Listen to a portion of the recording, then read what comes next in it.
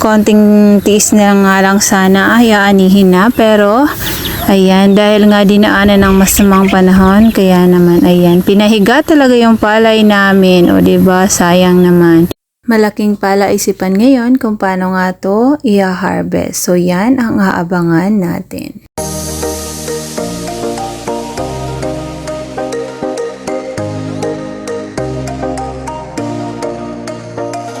Hi everyone! Have a good day! So ayan, for today's video, papunta nga ako kila mama. Syempre, alam niyo na kung ano ang aking magiging duty doon. Ayan, dito nga tayo dadaan sa palayan nila. O, tingnan niyo naman yung nangyari sa palayan nila Papa. O, diba? Konting tiis na nga lang sana, ayaanihin na, pero ayan, dahil nga dinaanan ng masamang panahon, kaya naman ayan, pinahiga talaga yung palay namin, o diba, sayang naman. Pero hiling lang namin na sana nga ay wag namang masyadong umulan na para hindi na mag-stuck yung tubig dito sa palayan nila Papa. O diba, tingnan nyo naman, halos lahat nga ay dumipa na nga yung palay. So ayan, ito yung masaklap na part para sa isang magsasaka. Wala nga lang magagawa dahil syempre nga ay kalikasan yung may ano niyan, anong tawag neto, kumbaga tawag ng kalikasan yung nangyari, kaya naman ayan. So pasensyahan nyo na at masyado ngang magalaw yung aking pag-video, gawa ng syempre naglalakad ako, diba? Sinadya ko talagang dumaan dito, gawa nga ng gusto kong makita yung palay ni Papa dahil alam ko nga na malapit na nga itong anihin. So ayan, tingnan nyo yung mga katabi namin dito ay halos nakapagpaani na. So meron na lang ano, siguro mga halos kasabayan rin itong palay ni Papa. O diba, tingnan nyo, halos ko konti na lang talaga yung nakatayo. At yung pagkakadapa ba naman ay iba-iba pa yung ano, parang hindi mo maintindihan, parang dinaanan ng ipo-ipo na ewan. So yun na lang ang hiling namin dahil harvester na nga lang yung inaantay neto. Kaya naman masaklap lang para sa part ng isang magsasaka dahil araw na lang yung inaantay, pero dahil nga ayan, wala ngang magagawa dahil dinaanan ng masamang panahon. So ayan, maliit lang naman tong sinasaka ni Papa, pero kahit papano syempre 'di ba, bigas pa rin yan. So kapag nagkaroon siya ng tubig, pag nag-stay ang tubig diyan, syempre magkokos siya ng mangingitim yung palay, tapos yon, magsisipag tubuan sila. So wala nang magiging bigas. Maging bigas man siya ay maitim na. So yun, pasalamat na nga lang kami kahit yung panahon nga ay nadaan-daan yung ulan, pero ano, hindi siya as in yung malakas na talagang malalagyan pa ng tubig yung palayan ni Papa. O diba, tingnan nyo talaga, habang ako'y naglalakad, talaga namang dinadamdam ko yung nangyari dito sa palay ni Papa. Dahil ang alam ko nga ay naka-schedule na nga itong anihin. May inuna lang doon sa may malapit sa amin yung harvester, kaya naiwan yung aming palay. So hindi naman kasi siya pwedeng anihin ng sobrang aga, gawa nga ng may hamog pa yan. So kailangan dry nga siya. So kailangan talaga mga tanghali na or pahapon. So yun ang nararapat na pag-ani dito sa palay ni Papa. O diba, sayang, tatangkad pa naman ng palay. O diba, tingnan nyo, at buti na nga lang ay wala nga siyang tubig. Kaya yun na din lang yung pasalamat namin. Sana hanggang maani siya ay wag na nga mag-stay yung tubig. O tingnan nyo, simula dito hanggang dun sa dulo. O diba, halos bilang lang yung nakatayo. So yun, ang saklap. So wala nga, yun ang sinasabi, wala nga kaming magagawa. So ayan, sobrang tatangkad nga daw kasi nitong palay, sabi ni Papa. Kaya naman nung nagkaroon nga ng masamang panahon, yun, may kasama kasi siyang hangin, okay lang sana kung ulan. Kaya naman talagang pinadapa, o diba, mabigat. Pero ano, nung halos ata na, ang alam ko, nung saktong namumunga to, eh talaga namang naulan-ulan pa. So paano kung hindi siya inulan, ay mas marami pa sana yung bunga neto. So yun, pag nasaktuhan daw kasi ng ulan, yun, ano pa yun, parang yung pagbuo ng bigas, basta yun yun. Eto naman yung patubig ni Papa ay kawawa naman, sirang-sira na yung kubo.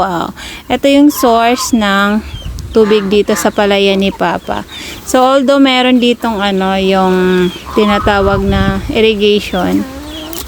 So ayan, kapag walang stock na tubig yun, so yun, gumagamit nga si Papa ng pump. So ayan, tingnan nyo naman hanggang doon sa dulo yung resulta ng palay ni Papa. Malaking palaisipan ngayon kung paano nga to i-harvest. So yan ang aabangan natin. Ayan guys, lalabas tayo dito sa farm at titingnan natin yung pagkukuha ng mga nakadipang palay, kung paano nila ngayon aanihin. So tingnan natin, dahil makabagong makinarya yung ginagamit ngayon dito. So tingnan natin kung anong strategy yung ginamit nila para makuha yung mga nakahigang palay.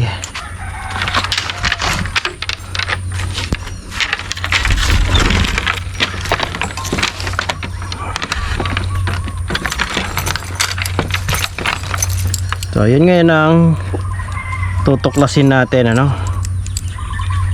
kung paano nila kukuhain yung mga nakahiga.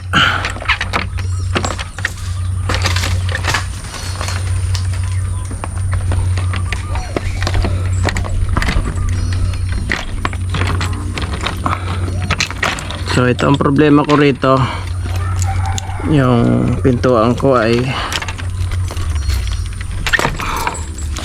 makaluma. So kita-kita na lang tayo doon. So dito nga guys ay nakikita ko na yung tinatawag nilang harvester na marahan ito. Marahan na marahan yung kanyang takbo. So ibig sabihin, isa lang ang ibig sabihin ay talagang nahihirapan din yung kanilang makinarya.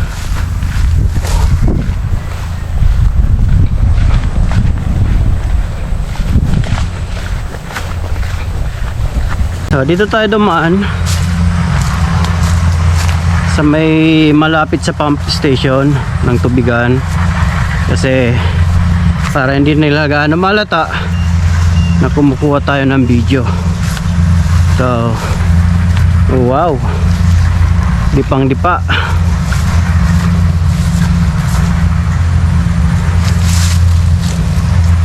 Nakadipa nga.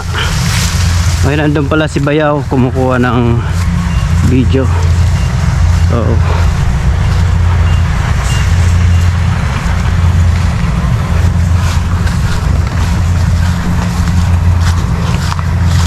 nakanahan tayo ng ating Bayaw. So nakanahan tayo.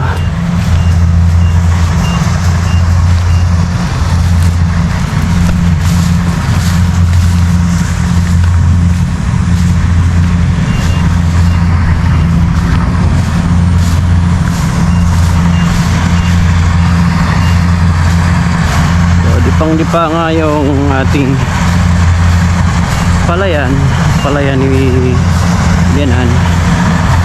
So, wala tayong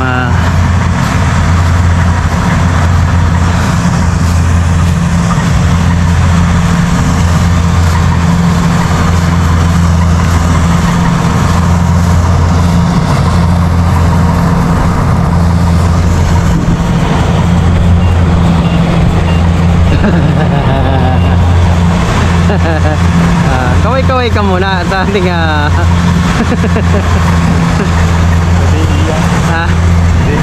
tadi logo ng dipang-dipa, no?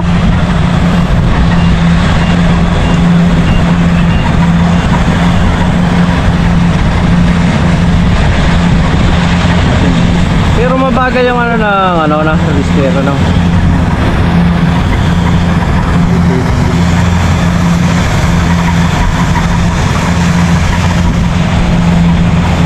Ano yan? Naka-live? recorded. Pero ba't naka ano yung ano nila? Talagang may apps na ginamit.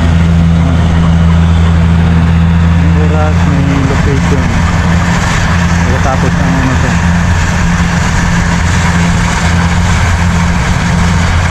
Registered name.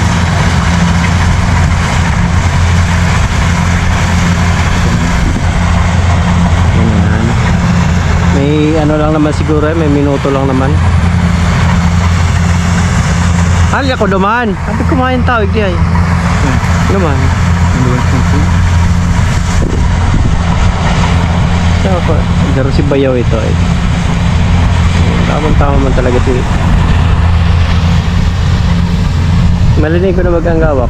Kasi nagabi dyan. Okay. Yan. Kuha niyan, tigit-spray tayo naman tigabi. Ano yan, tigabi. Hindi man sila lang gamit ito. Diba ako masayang ito. Sigurado.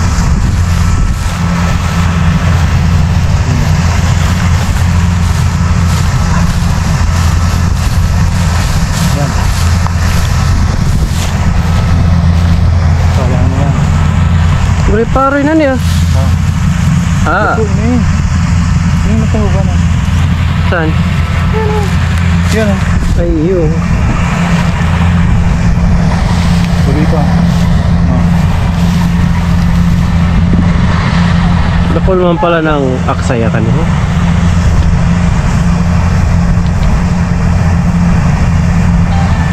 Okay.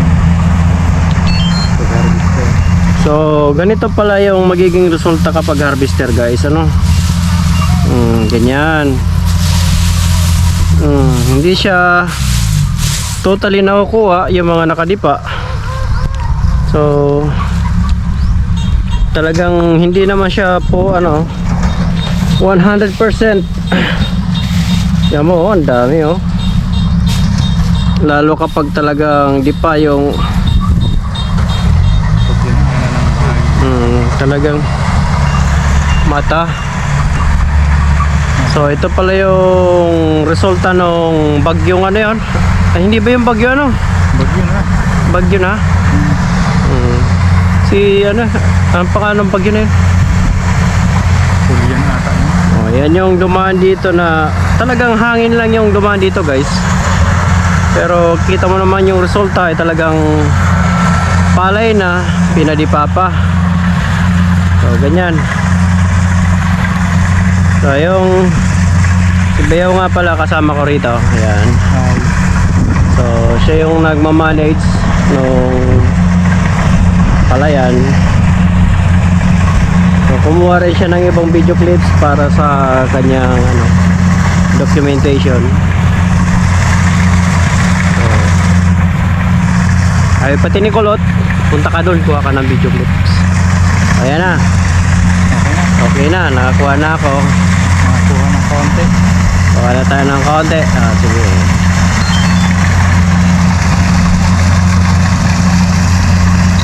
Madami ito yan. Ha? Madami ito yan.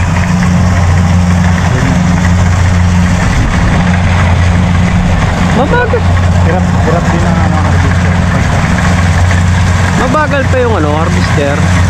Di na pwedeng bilisan yan. Tira yan kapag sumasad. Ay yung pinaka ano yan, late.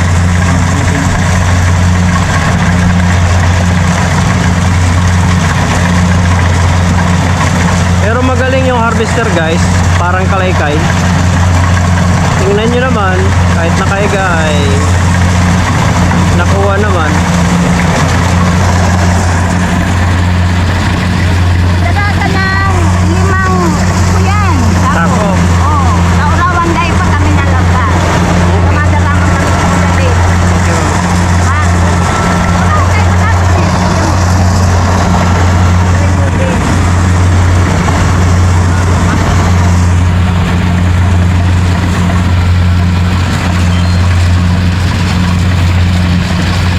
So ayan na guys, ay kukuha tayo ng 5 sako na paglalagyan ng palay para meron tayong bigas. So, 5 sako lang.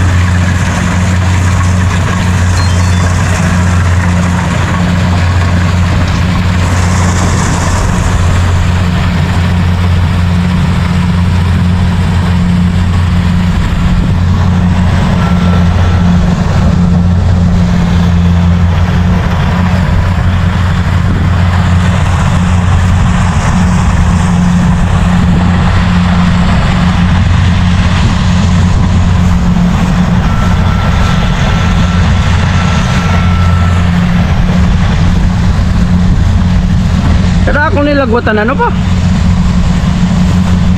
Ay, manin kuya. No. Tapos kada ko lang ata niya. Marikata din na naguran. Kung naguran, buro grabe yan.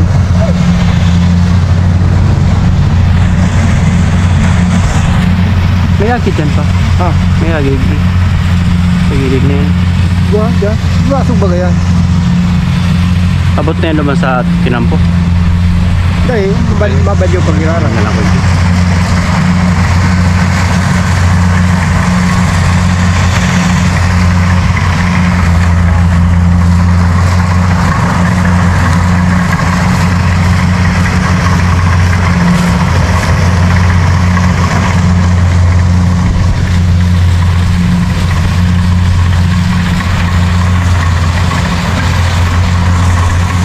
Pwedeng makiagi. Pwede ko! Dali na!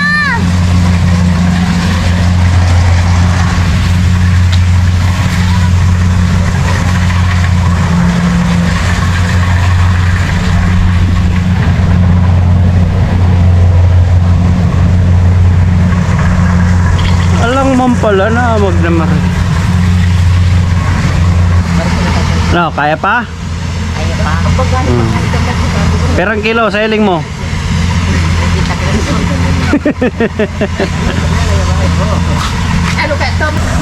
Perang sako yung nakalad sa anong yan mama sa harvester? Point pa. Sarado. Iragin mo lang ako sa sunod. Wala, ang ganda mo yung gamot. Masobra yan ma? Pag ang wala at mapagpag si Papa mo, Ma-chef pa si Papa oh. Di 50 plus itong purot sa kapunpon. Sa gilid-gilid pa oh.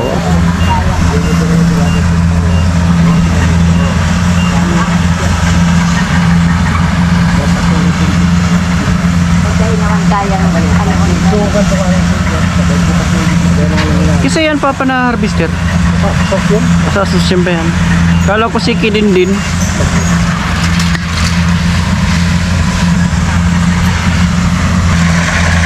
Sa tig susundan ng likod. Di man kaya pwedeng sabat na.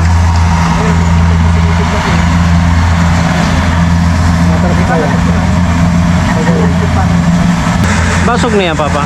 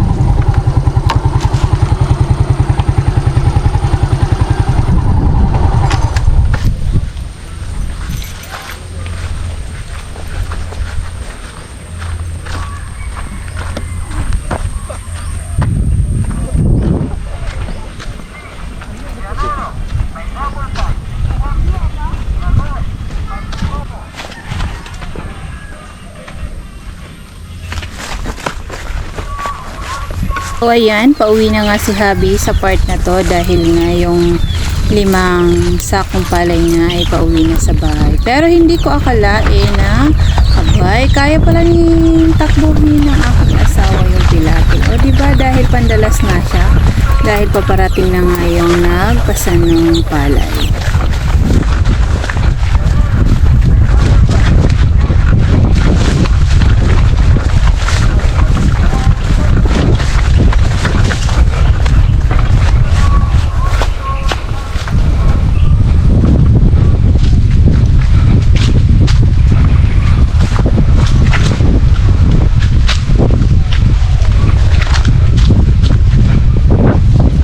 At nang malapit na nga sa bahay, tumigil na siya pero rinig na rinig naman yung hingal. Abay, pagod na pagod sa pagtakbo. Ba naman?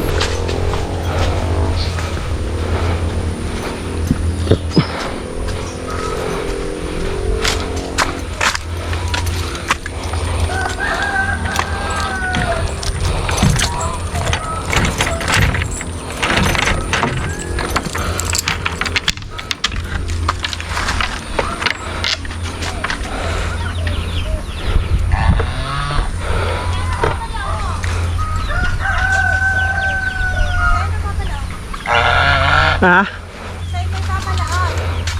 Hindi na lang muna.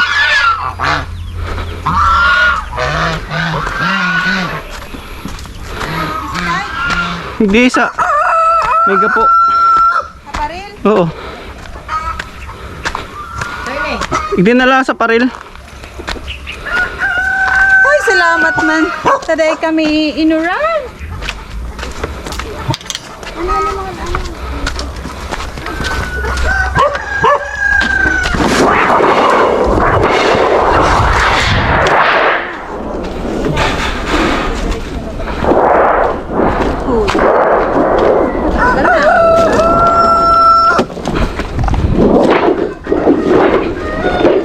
Yan.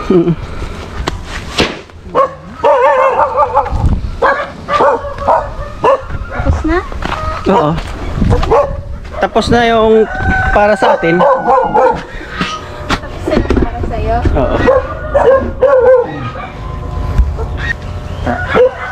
Tabangan ko to pagbuhay para mabawasan ng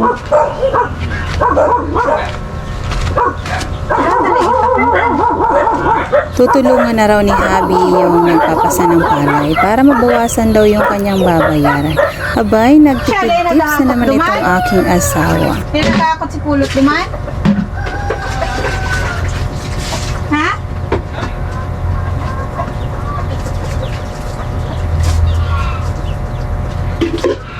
Naisipan ko nga rin na maglabas ng maiinom na tubig. Syempre dahil kawawa naman yung nagpapasan ng palay, di ba? Sobrang layo ng papunta dito sa amin. Syempre, sa sobrang bigat ng palay, aba, mauuhaw din nga naman.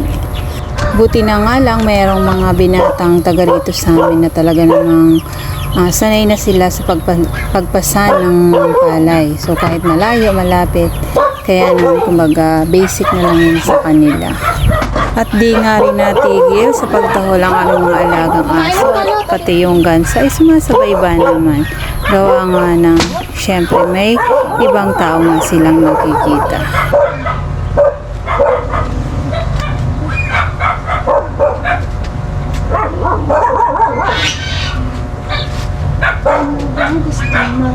Ayan, parating na nga si Habi. O, diba? Tingnan natin kung ano ang magiging reaction niya. Kasi nga hindi naman siya sa gaanong sanay sa pagpasa ng mga ganyang kabibigat. Kaya tingnan natin kung ano ang magiging reaction niya.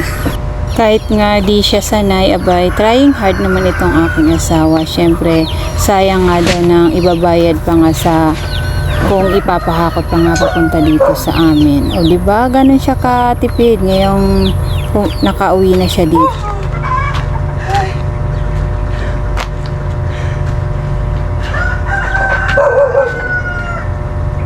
Nagawan pa ngayon ko ni Kuya Aldrin Hakoton. Ha? Nagawan pa ngayon ko ni Kuya Aldrin Hakoton. Bis niya kita ko na.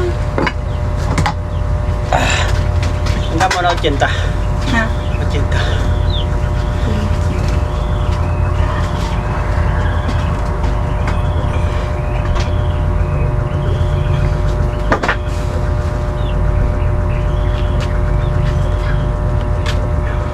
Pwede? Iriwid ako.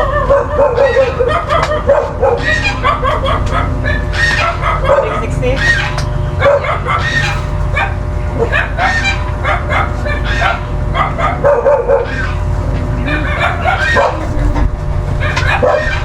Pwede 60 kilo. Oh, tubig na mo na.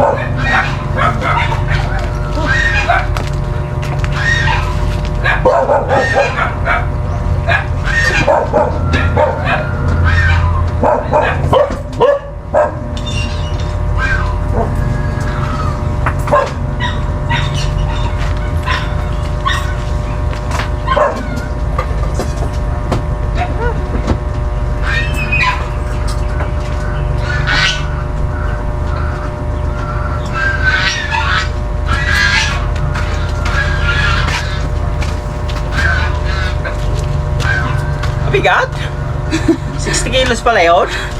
Kala ko kung ano lang, 50. Ay, kawawang. Labas ang dila ni Otoy. Palnok si Manny.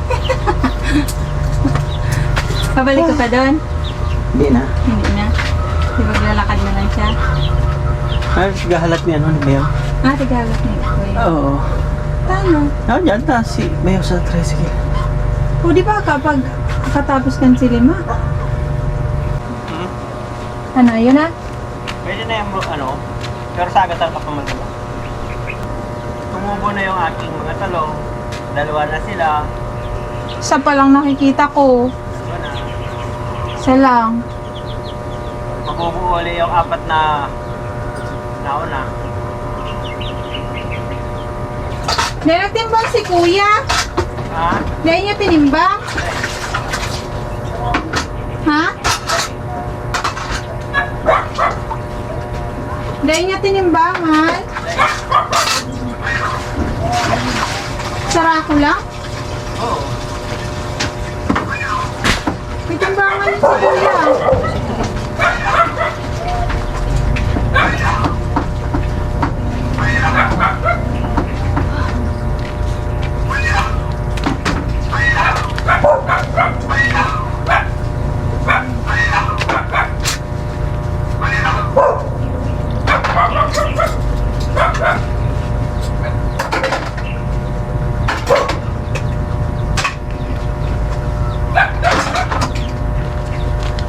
Si Bayad man! Ay, dyan na siya no.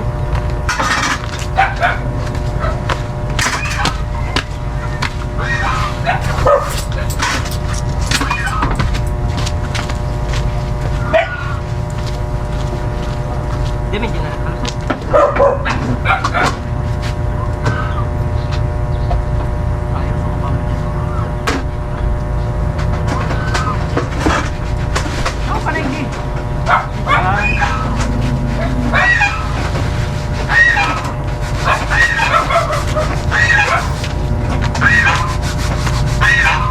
Susi mo. Kasi si Trapal. Kaya Trapal lang kami. Ano, gusto ko na kami. So ayan na guys.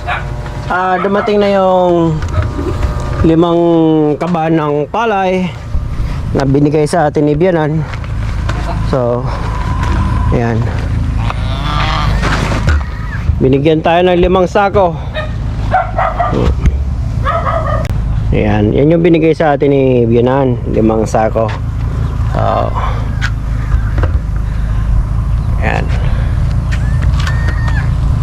So lalagyan natin ng trapal para kung umulan man mamayang gabi ay hindi na sila mababasa pa. So ayan.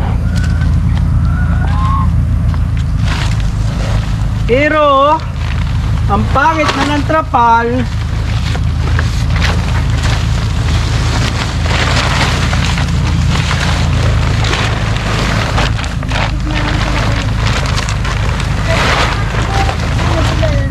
Ha? Pwede pa? Pwede pa. Pero ang pangit na niya. Half na, half lang. Hindi na siya ibubuo.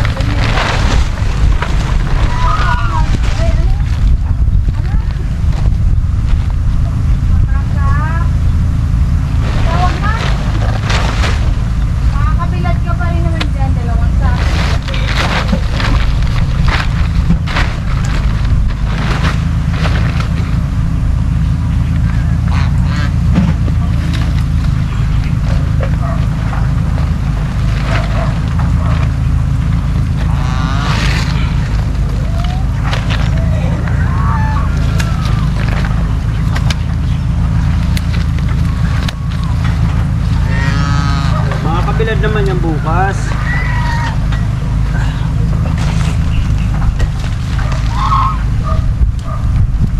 Bibilad naman tayo bukas. Yan.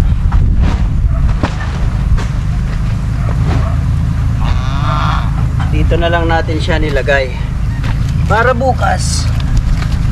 Ay.